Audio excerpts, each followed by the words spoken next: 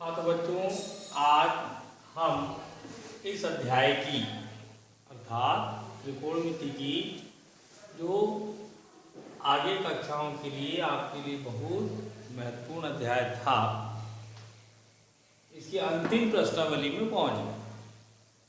अंतिम प्रश्नावली में पहुंचने से पहले पिछले वीडियो में अर्थात कल के वीडियो में आपको 3, 6 और 9 सूत्र की एक लिस्ट बताई गई जो किसी भी त्रिकोणमिति समीकरणों का व्यापक हल ज्ञात करने के लिए सहायक सिद्ध हो सकते हैं। पहले 3 सूत्र साइन थीटा बराबर 0, कॉस थीटा बराबर 0 और टेन थीटा बराबर 0 के लिए बताया गया व्यापक हल। उसके बाद अगले 3 सेम पैटर्न की साइन थीटा बराबर साइन अल्फा, कॉस थीटा बराबर कॉस अल्फा और टेन थीटा बराबर टेन अल्फा। इसके लिए इस प्रकार के त्रिकोणमिति समीकरणों की व्यापक हल के बताए गए और लास्ट 3 सूत्र वर्ग वाले बताए गए कि साइन स्क्वायर अल्फा बराबर साइन स्क्वायर थीटा बराबर साइन स्क्वायर अल्फा यदि सवाल आए या टेन स्क्वायर कॉस स्क्वायर आए तब उसके लिए व्यापक हल क्या होंगे। उम्मीद करते हैं कि हम सब ने उन सूत्रों का अच्छे से अध्ययन किया होगा और चिंतन मनन करते हुए इस प्रश्नावली को देखने का प्रयास आप लोग करेंगे। जो बच्चा अच्छे से उन सूत्रों का अध्ययन किया है उस बच्चे के लिए प्रश्नावली बहुत सरल हो सकती है। तो चलिए प्रश्न नंबर 1 यहाँ बोला गया है, कुछ समीकरण दिए गए हैं। जैसे कि पहला समीकरण दिया tan x बराबर वर्गमूल 3, इसके मुख्य मान और मुख्य मान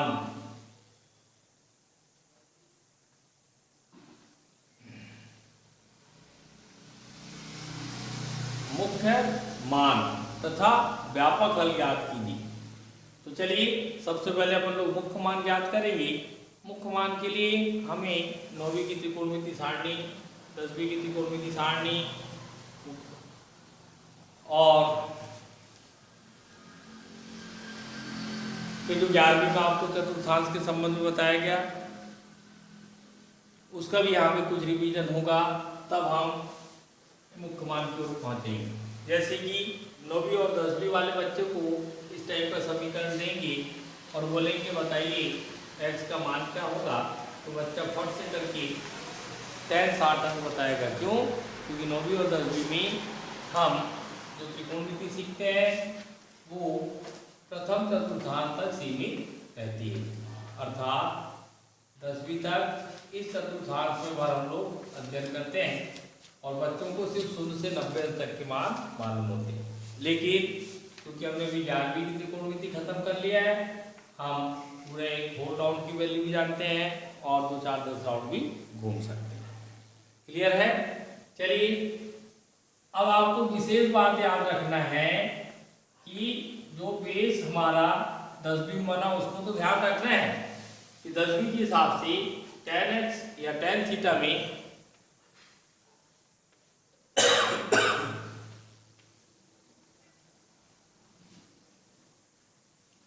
tan थीटा में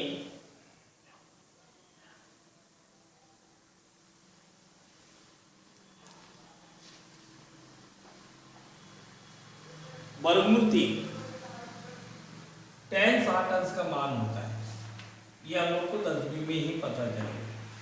लेकिन अब 11वीं में हम ये नहीं बोल सकते कि tan वाली लाइन में वर्गमूल 3 से tan 60 अंश का मान होगा। क्यों?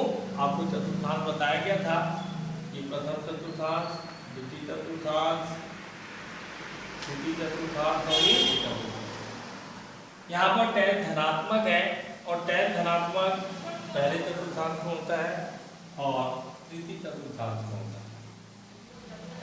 तो यहाँ पर इस वाले चतुर्थांश की वैल्यू तो आप जान गए 10वीं तक 60 अंश है, लेकिन तृतीय चतुर्थांश अर्थात यहाँ से नीचे आ रहा है तो यहाँ पे लिखेंगे और या तथा। ये tan 60 अंश का मान भी हो सकता है और 180 धन 60 180 यहाँ से इधर आ रहा है मतलब 180 प्लस और वर्गमूल 360 अंश हम जानते हैं तो 180 धन 60 ये होगा 240। इस प्रकार 11वीं वाले बच्चे को ये बोलना है कि वर्गमूल 3 जो है 10 वाली लाइन में 10 के टेबल में या तो 10 60 अंश का मान होगा तथा 10 240 अंश का मान होगा। इसके बाद 10x बराबर आपको पहले बता दिया गया है कि भैया 11वीं में अंश नहीं चलेगा, अंश सिर्फ आपको समझने के लिए लिखा जा रहा है। 60 अंश को हम π/3 बोलते हैं तथा 240 अंश को हम 4π/3 के नाम से जानते हैं। अर्थात ये दो वैल्यू हो गई। अब ये दो वैल्यू में मुख्य मान क्या होगा x का। यहां पर 10 छोड़ दिया, x का मान π/3 तथा 4π/3 आया। लेकिन मेरे को तो यहाँ पे x का मुख्य मान बताना है। क्या बताना है? x का मुख्य मान। तो दोनों में से एक होगा तो आप लोग उसका चयन करेंगे और चयन करने का तरीका ये है कि भाई ये 0 है, 0 के नजदीक कौन सा है कि यहाँ से अपन ये 60 अंश ऐसा जाएगा तो यहाँ पे जल्दी पहुंच पा रहे हैं कि यहाँ पे जल्दी पहुंच पा रहे हैं। तो आपको पता चलेगा कि हम यहाँ पे जल्दी पहुंच पा रहे हैं, अर्थात थीटा का मान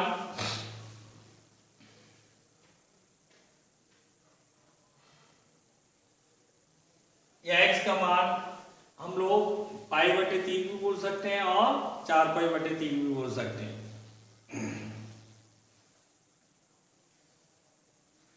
x का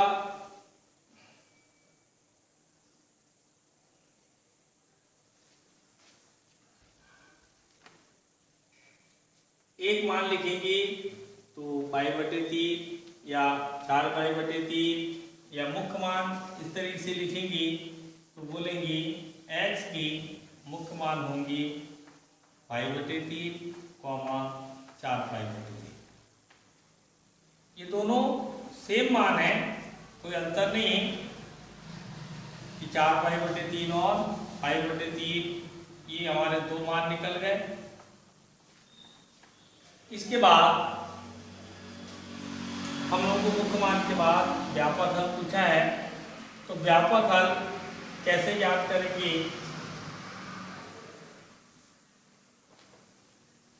व्यापक हल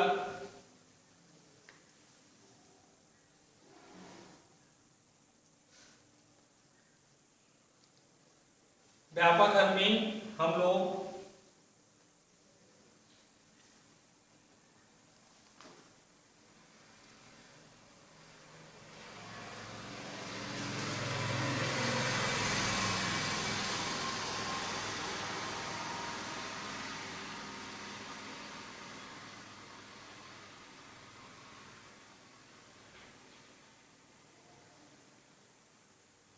थीटा का मुख्य मान में इन दोनों को ना लिख के हम लोग क्या लिखेंगे बेटा? दो में से दो पास में आए।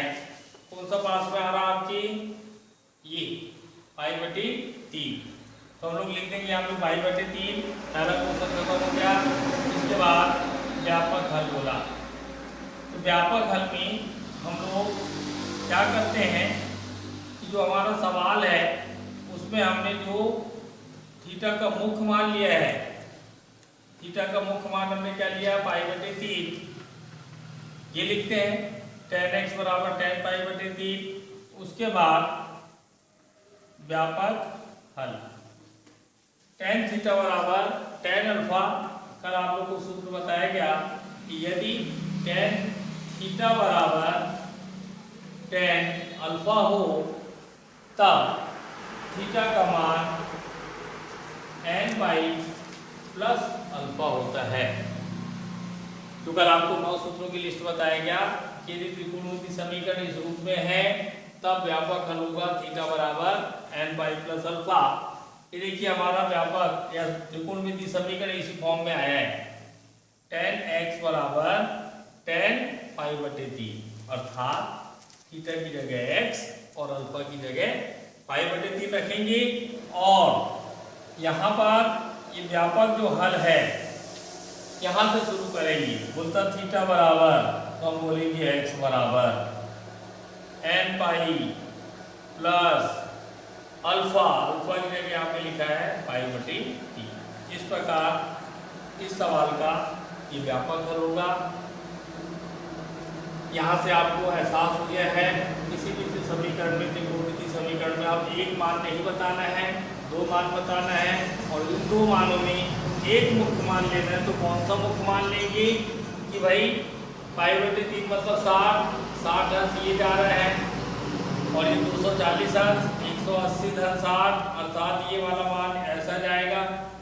हमको ये देखना बेटा कि यहाँ से हमारे लिए रास्ता कौन सा आसान है। पास में कौन सा पढ़ रहा है, ये पास में पढ़ रहा 60 है, इसके हमने x का मुख्य मान क्या लिख दिया π/3 और फिर π/3 को फाइनल किया। इसकी सहायता से व्यापक हल का सूत्र लगा के व्यापक हल को याद कर। इस प्रकार ये पहला सवाल आज का हुआ। कल हम सवाल नंबर 2 के साथ फिर उपस्थित होंगे और आज के लिए इतना ही।